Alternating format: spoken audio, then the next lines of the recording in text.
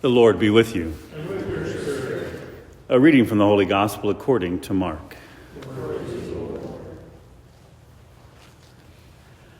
When Jesus had crossed again in the boat to the other side, a large crowd gathered around him, and he stayed close to the sea. One of the synagogue officials, named Jairus, came forward. Seeing him, he fell at his feet and pleaded earnestly with him, saying, "My daughter is at the point of death. Please come lay your hands on her that she may get well and live." He went off with him, and a large crowd followed him. There was a woman afflicted with hemorrhages for 12 years. She had suffered greatly at the hands of many doctors and had spent all that she had. Yet she was not helped, but only grew worse. She had heard about Jesus and came up behind him in the crowd and touched his cloak. She said, "If I but touch his clothes, I shall be cured." Immediately her flow of blood dried up. She felt in her body that she was healed of her affliction. Jesus, aware at once that power had gone out from him, turned around in the crowd and asked, "Who has touched my clothes?" But his disciples said to him, "You see how the crowd is pressing upon you, and yet you ask, 'Who touched me?'" And he looked around to see who had done it. The woman, realizing what had happened to her, approached in fear and trembling. She fell down before Jesus and told him the whole truth. He said to her, "Daughter, your faith has saved you. Go in peace and be cured of your affliction." While he was still speaking, people from the synagogue official's house arrived and said, "Your daughter has died. Why trouble the teacher any longer?" Disregarding the message that was reported, Jesus said to the synagogue official, "Do not be afraid, just have faith." He did not allow anyone to accompany him inside except Peter, James, and John, the brother of James. When they arrived at the house of the synagogue official, he caught sight of a commotion, people weeping and wailing loudly. So he went in and he said to them, "Why this commotion and weeping? The child is not dead, but asleep." And they ridiculed him. Then he put them all out. He took along the child's father and mother and those who were with him, and entered the room where the child was. He took the child by the hand and said to her, "Talitha cum," which means, "Little girl, I say to you, arise." The girl, a child of 12, arose immediately and walked around. At that, they were utterly astounded.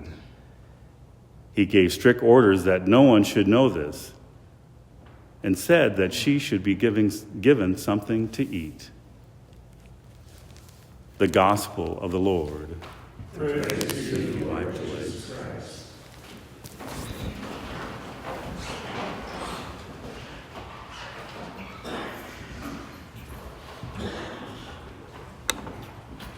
I just finished doing the Surrender Novena. Maybe some of you are familiar with that. It's fairly popular. I've done it before. It is really beautiful. I mean, the refrain that you repeat a lot is, "Jesus, I surrender myself to you. Take care of everything." That's kind of the whole point is, you take care of it. I've got this going on. You take care of it.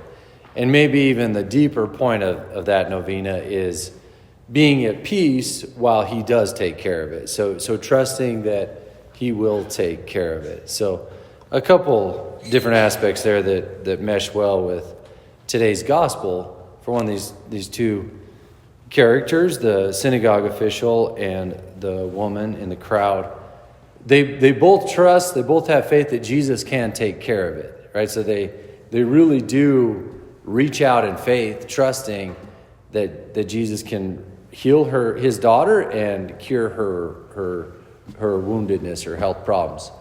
So they have that faith, which is definitely a necessary ingredient.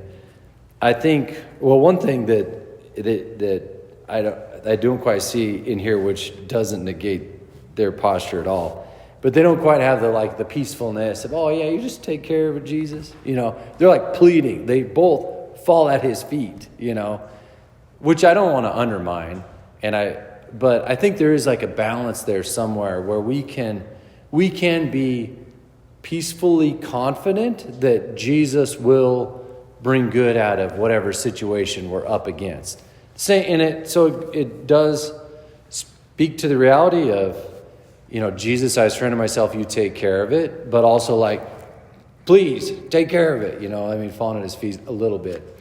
But I think Jesus, he's not only the answer, he's not only the physician, the guy that does take care of it, he also is the pioneer and perfecter of our faith.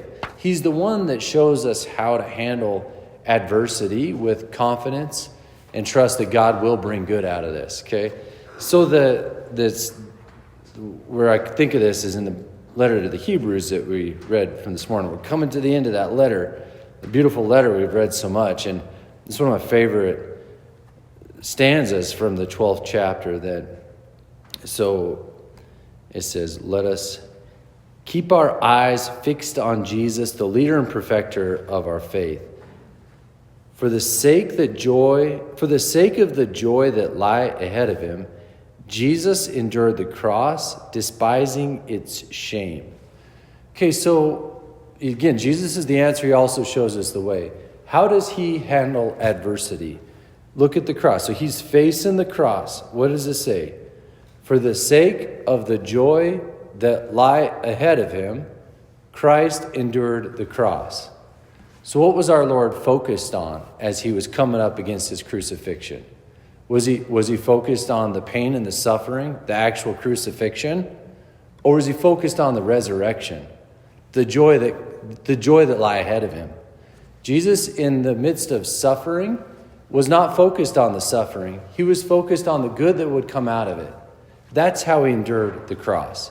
He shot past it to the good that would come through it, that he had faith that would come through it, that God would raise him from the dead, that the crucifixion did not have the last word. That's how Jesus endured suffering. That's how he shows us how to endure suffering. So, hey, I'm up against whatever. Okay, usually I'm focused right there at the suffering, at the problem, at the hopelessness of the situation. Bam, I stop. And what's that do to my heart? Despair. Okay? What if I trust in faith? Well, I look through it. I trust that God will bring good out of it. What's that do to my heart? Hope. Okay, that's the message of the cross. That God brings good out of evil. And that we can have that confident assurance that God will bring good out of whatever situation I'm in. Okay, we can have that through faith in Jesus. But he also shows us how to do it. He's the answer. He's also the way. And I just feel like one real key thing is reach out into him in faith. But in the midst of, we're going to get this done, don't look at the suffering. Look at the joy that will come through it. Look at the good that God can bring out of the cross I'm bearing. Then I can have hope. Okay, that's how we can endure joyfully life with its ups and downs. Follow the example of our Lord, who for the joy that lie ahead of him endured the cross.